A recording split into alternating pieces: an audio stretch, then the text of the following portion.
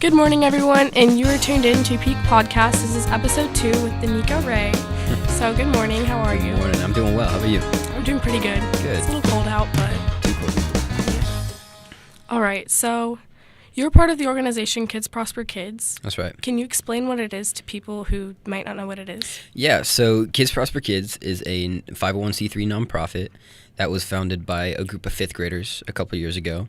And what they are doing is they are building a school, a trade school in Kumasi, Ghana, which is the second largest city in Ghana, for kids who would not have previously had this opportunity, for kids who've been trafficked or just kids who need an education. And locally, they are providing leadership opportunities and volunteer opportunities and leadership training to younger kids, older kids. It's just a great all-around opportunity for people to really see how their actions affect the world and to broaden their horizons. That is so amazing. And how did you discover Kids Prosper Kids, and what made you want to join? Yeah, so I discovered Kids Prosper Kids when my English teacher, my sophomore English teacher, Miss Anderson, shout out Miss Anderson, Leslie, you're amazing. She was telling us about this group of 5th graders, and at the time I was in Broadcast 1 with ENN, and I was like, this would make a great feature. I haven't done a feature before, and so let's just try it out. I mean, if it goes bad, it won't air. No big deal. And so I went. February 13th was their second meeting, and they had just become a 501c3 nonprofit on January 29th. So it was their first meeting after they had become a nonprofit. Yeah. And I went, took some B-roll, got some interviews, and at the end of the night, I was like, wow, I really want to be a part of this. This is incredible. Yeah. And I talked with them for a while. We talked for about 30 minutes, and at the end of that 30 minutes, it was decided that I'd be doing a documentary over them, and I'd be going to Ghana. That's amazing. So what was something that was like super eye-opening to see in Ghana that you weren't expecting? Oh, how happy the kids were. I think that's what threw me off, because I think it's a common misconception that kids who don't have anything they're just gonna feel bad for themselves. They're gonna mope around. You won't see a happy kid. It's all just starving kids in Africa. And while you do see that, that's not the majority. The majority, while they may be starving, they're just happy people. They're glad to be alive. They're taking life one day at a time. And I think that's my biggest takeaway from it, is that no matter what you have, no matter where you are, you can always find happiness in the little things. So what was something when you came back that just made you that was an eye opener, coming back to Prosper? Coming back to Prosper, there are a couple things. I think the biggest thing is the entitlement people think they have. That's a very big issue. Yeah. I think, especially in Prosper, it's all over the place. Yeah. Don't get me wrong, it's all over the place. But in Prosper, we've been blessed to for the most part. We've had certain opportunities. Yeah. And I mean, the median income in Prosper is $110,000. Yeah. So that's a lot of money. That's double what the median income for America is. And so I'd be naive to say that we are not a affluent community, and with that comes certain problems such as entitlement. And I think the biggest thing coming back was how much people thought they were deserved, when in reality you just get, we're all human we're all human at the end of the day, and at some point you got to realize that it's not about you, and sometimes you do have to give, and you do feel better about yourself if you give than if you just keep taking. And that's been the biggest thing for me about coming back, is the mindset. It's a totally different mindset. So, hang on, sorry. So what's one thing you'll never forget about going to Ghana, and just the experience you had over there? One thing I'll never forget about going to Ghana. So we were hanging out with these kids. Yeah. So In Kumasi, there is a care center where where a separate nonprofit, Touch a Life, Yeah. they rescue kids off of Lake Volta. Oh, wow. And these kids are taken to this care center so that they're rehabilitated, educated, fed, Yeah. clothed, given a bed to sleep on, and a roof over their heads. And we were hanging out with them. We had been there for about a week at the time. And out of nowhere, it just starts pouring. It is pouring rain. Oh, my gosh. And so me and Gideon, he's one of the kids there. Yeah. Not a kid. He's older than I am. But we go out there and we're playing soccer in the rain, and then all the kids come join us, Oh my and we're gosh. muddy. We're sliding everywhere. I fell on my back and like bruised my spine. It was terrible, but it was so fun. Yeah. It was fantastic, and I think. That's one of the biggest experiences that I've had that didn't revolve around paying something for an experience, or I mean, just the smiles on their faces. Yeah. It makes me happy thinking about it. So when shooting When Worlds Collide, were there any like unexpected like setbacks? Yes, lots. So when I started out making this documentary, I started it in February, followed them all the way through July, and I thought I'd have it done by September. Oh, wow. It did not turn out like that. I didn't. My first time in Africa. Yeah. I will admit I did not know what I was doing. And so I was just getting B-roll, but I had no set storyline. I didn't have anything picked out. And at the same time, Kids Prosper Kids was changing every single day. They were still in the early phases of their creation, right? Mm-hmm. And so their mission never changed, but what they were doing to achieve their mission kept changing. And so that changed for the documentary. And rather than come out with a documentary and 2 days later the organization changed, I decided to hold off, go back to Africa, get more B-roll, and start writing.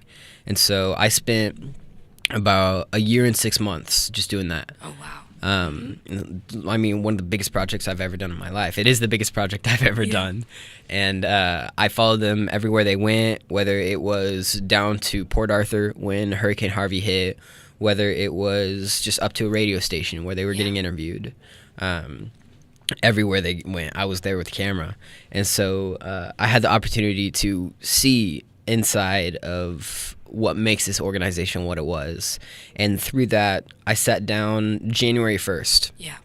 January 1st, I sat down and I started editing the documentary. Oh, wow. And I put it was about 8 hours a day, every single day, up until February 7th. That's incredible. Oh, my gosh. Yeah. And so I got it done, but in the nick of time, literally finished the morning before it was supposed to screen to everybody. No way. Yeah. Oh, my gosh. It was little stuff the last week, but Yeah. still, I like to say I finished in the morning of. But I mean, 2 years of my life. I started on February 13th, 2016, and actually 2017. Yeah, February 13th, 2017, and it came out February 13th, 2019. That's so perfect Yeah. and just so incredible. So what's one thing you want viewers to take away from When Worlds Collide? You know, I've thought about that myself recently. I made it to highlight a nonprofit that is doing good in the world. Yeah. And so I think the biggest takeaway for me through all of this was keep your perspective open, keep your mind open, and be receptive or perceptive of other people's, not tragedies, Backstory? of other people's situations, I Yeah. guess, and predicaments, and do what you can. Because, I mean, the little slogan for Kids Prosper Kids is do something.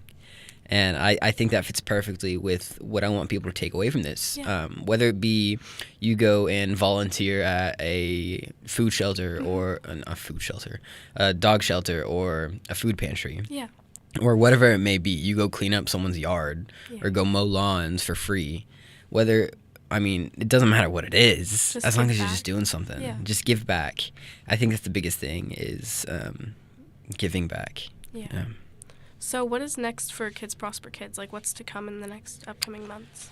So in the next couple months, they are finalizing the plans for their trade school. They've got a designer, Kim Lewis, who worked on what's the show? Move That Bus. Oh, really? Yeah, she was a designer. Extreme Makeover Home Edition. Yeah. Yeah. She was the designer for them for the length of its running. Yeah. And she had connections with Ghana that we didn't know about, and then we met That's her so through Touch of awesome. Life. Yeah. And she's designing our trade school for us. Oh my gosh. So they're finalizing that right now, and the last little bits of fundraising we need to get started on the school, because it boils down to just we need the money to start. Yeah. And so it's just fundraising now. The cool thing about it is the way they're building the school. Yeah. They're building, so they're buying a brick machine. Oh, wow. And it's called hydroform. It takes the soil in Ghana and compacts it into a brick. Yeah. So not only does that drastically cut building costs due to through materials, but we can hire people to do that. Yeah. And so it's providing an industry at the same time building our school, but we gotta buy the machine. Yeah. And so it's just little things like that. Like you gotta buy the machine, you've got to pay workers, you've got to move all of these resources, and in Ghana the roads aren't great, so it just takes time. Yeah. It's all a time game. But in the next coming months, they will be breaking ground on the school and introducing a leadership program here in the area. Oh, wow. So they're trying to branch out a little Yeah. bit, but still keep it the Kids Prosper Kids. Yeah. I mean, that's what it is. Kids Prosper Kids. Kids Prospering Kids. So how do you think that the trade school is going to drastically impact Ghana for the years to come? Oof, that's a large question. The biggest thing about the trade school is that it is a trade school. Ghana isn't known to have trade schools like this. So in July, I want to say, of 2017, Nana Akufo-Addo, Ghana's president, made primary and secondary education free. Yeah. Right? So what that opened up was all these kids are now getting to go to high school for free. Yeah. But if they don't pass their marks and get to go to university, they'll usually end up in the same cycle of poverty that their parents ended up in. And so they'll have to revert back to working on the lake or starting a shop on the side of the road and doing that for the rest of their life. There's not much economic movement in Ghana. There's not much economic fluidity. And so what the trade school is doing is we're educating kids in a trade that they're passionate about, say it be engineering or mechanics or chemistry or, law. It all depends. Agriculture. And so they'll have opportunities to learn what they love to do. And then from there, we provide them with business loans. We're trying to figure out a way to do it. It's still in a plan in the works, but our goal is to provide these kids with business loans so that when they leave our school, they can go start their own business. And then Incredible. Through that, we're not only promoting economic growth in Ghana, but we're promoting education. Because these kids will be very good in what they do. Yeah. If they choose to go to university, they can. The option's still there. But we're really just trying to branch out so that these kids won't end up back on the lake, back in the cycle of slavery. So, also, what's to come for you in the next few months? What are you up to? So in the next few months, I've been shooting Shattered Dreams a lot. Yeah. I'm cinematographer for Shattered Dreams. Which has taken up a lot of my time. But in the future, I've been working a lot with another nonprofit called Rebuilding Our Heroes. They're building sustainable housing for veterans. Oh my gosh. So what they're doing is converting shipping containers. Oh my God, I've heard about that. Yeah, they're converting shipping containers and making housing for veterans. And they're doing fantastic. They're about 8 months a nonprofit, but they've already raised a couple $1 million. That's So been talking to them a lot and done a couple videos for them. But after graduation, I'll be traveling this summer and then going to Oklahoma University to study creative media production. Oh, wow. Are you excited about that? Very excited about that, yeah. I've got a friend up there who works for the OU football team. Really? He does their videos, yeah. And Zach Heffley. And he, he's the guy who got me into video. So it's this weird full circle thing where he got me into video, and now he and I are hopefully going to get to work together come fall. That's so incredible. Yeah. Well, thank you so much for being here. Oh, my pleasure. It's fantastic. Best of luck to you in the future. Thank you. Everything in Kids Prosper Kids. Yeah. And yeah, tune in next week for our next episode. And okay, podcast over. Yeah, works.